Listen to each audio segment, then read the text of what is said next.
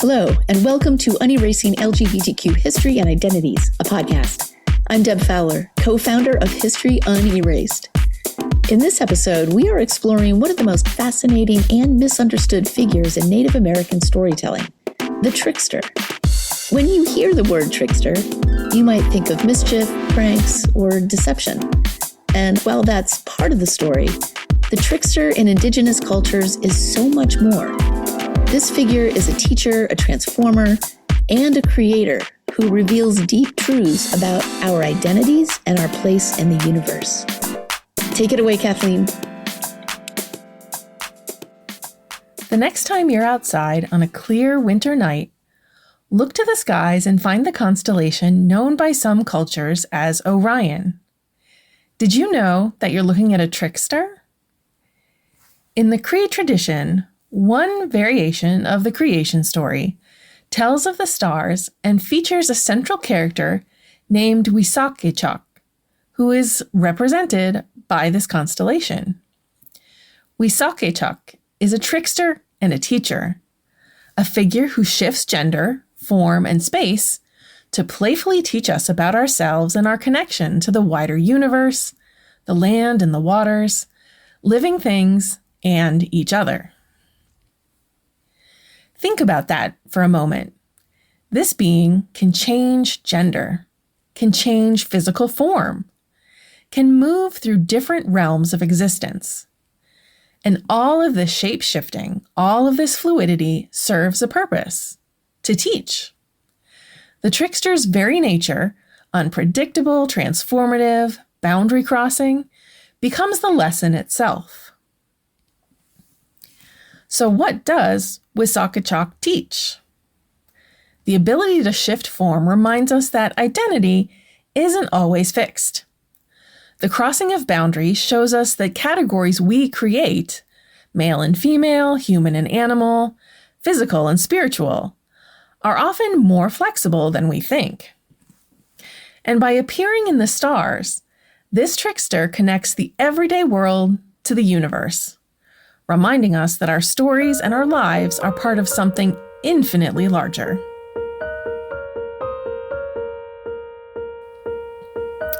Wisakechak is just one of many trickster figures in Native American traditions.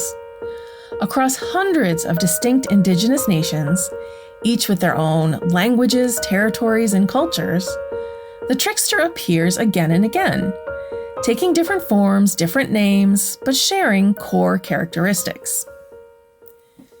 In many Northwest Coast traditions, you'll find Raven, the clever bird who steals the sun, moon, and stars to bring light to the world.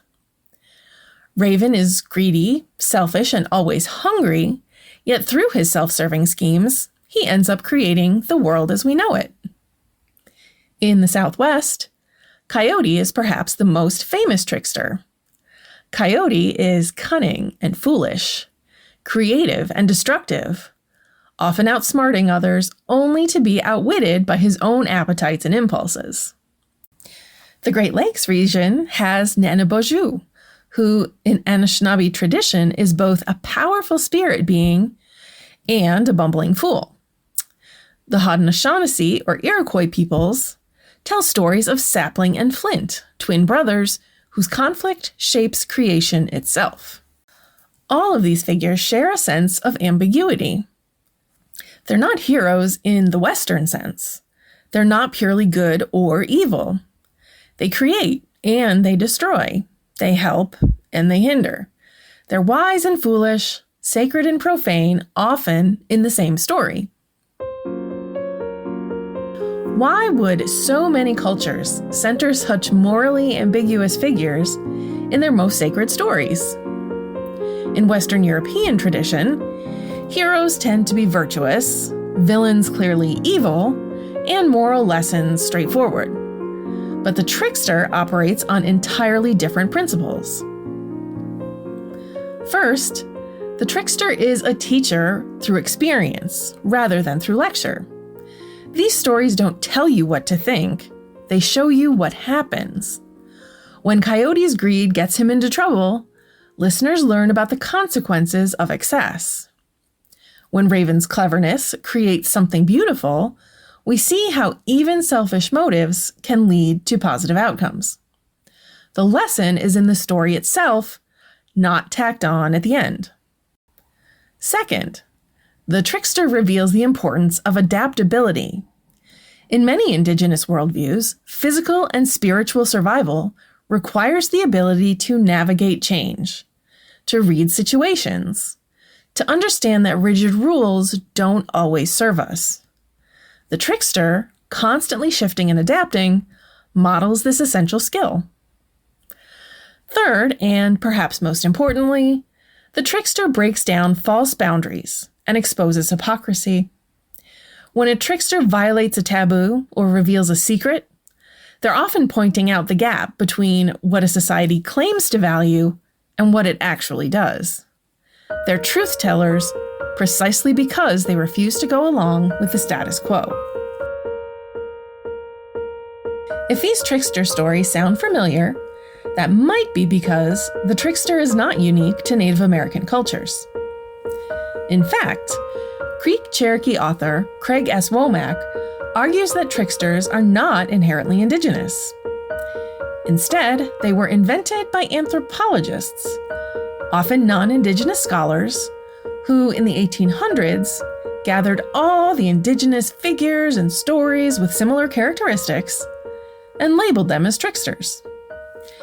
It is perhaps less surprising, then, that figures with trickster characteristics appear around the world, in traditions that developed independently thousands of miles apart. In West African traditions, Anansi, the spider, is a trickster who uses cleverness to outsmart more powerful beings. Anansi stories traveled with enslaved peoples to the Caribbean and Americas, evolving into characters like Brer Rabbit. In Norse mythology, Loki is a shapeshifter who creates chaos among the gods, sometimes helping them, sometimes nearly destroying them. Like many Native American tricksters, Loki can change gender and form. In Greek tradition, Hermes is a trickster god, a thief, a messenger, and a guide between worlds. And in Japanese folklore, the tanuki and kitsune are trickster animals, raccoon dogs and foxes with shape-shifting abilities, who love pranks but can also bring good fortune or teach important lessons. So why does the trickster figure appear across human cultures? Perhaps it is because the trickster embodies something fundamental about the human experience: our capacity for both creation and destruction, our intelligence and our foolishness, our need to question authority and test boundaries. Or maybe it's because the trickster serves a specific social function. In many cultures, certain types of criticism or questioning are dangerous. Speaking directly against leaders, traditions, or social norms can get you punished or ostracized. But a story, a joke, a tale about a foolish coyote or a clever raven, that's safe.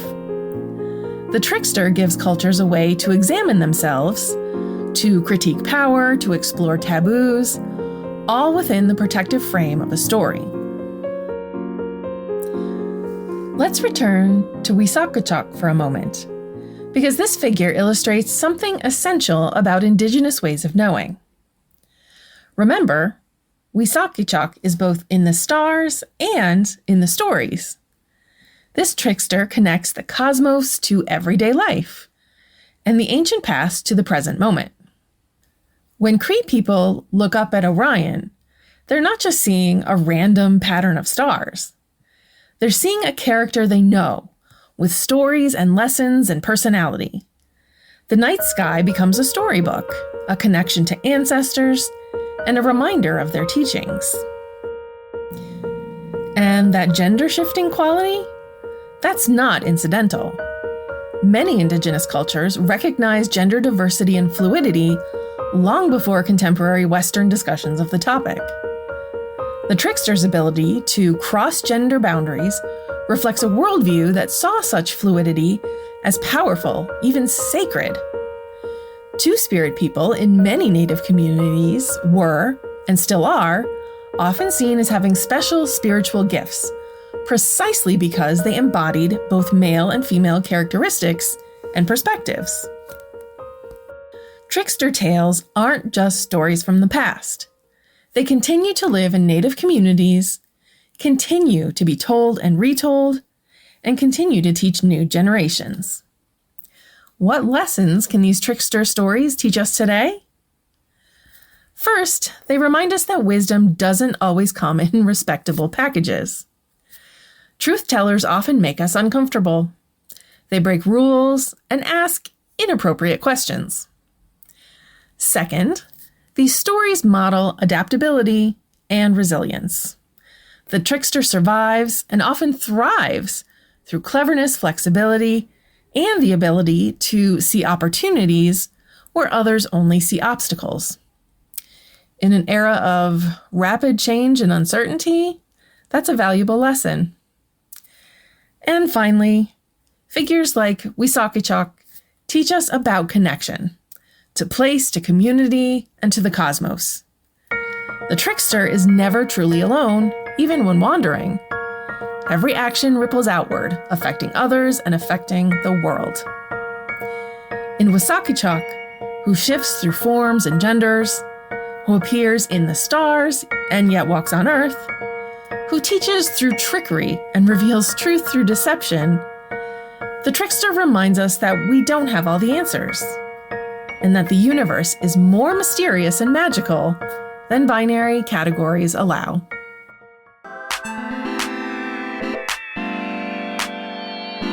This episode is intended as an introduction to tricksters, to spark your curiosity and, most importantly, to illuminate the wisdom of millennia of indigenous philosophy that has much to teach us. This episode is not meant to be comprehensive. These are living traditions told and retold over generations, adapting and evolving over time. We hope this brief taste of trickster stories will encourage you to cross boundaries of your own and explore this topic further.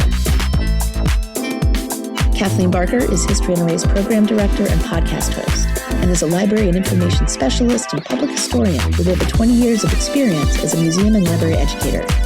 This podcast is funded by the New York City Council. It was developed by History Unraced and produced and edited by Dinah Mack, our Youth Equity Program Director and podcaster. Our theme music is 1986 by Brother D via Tribe of Noise. Please rate this podcast and share. I'm Deb Fowler. Thanks for listening. And visit unerased.org to learn how we are putting LGBTQ history in its rightful place, the classroom.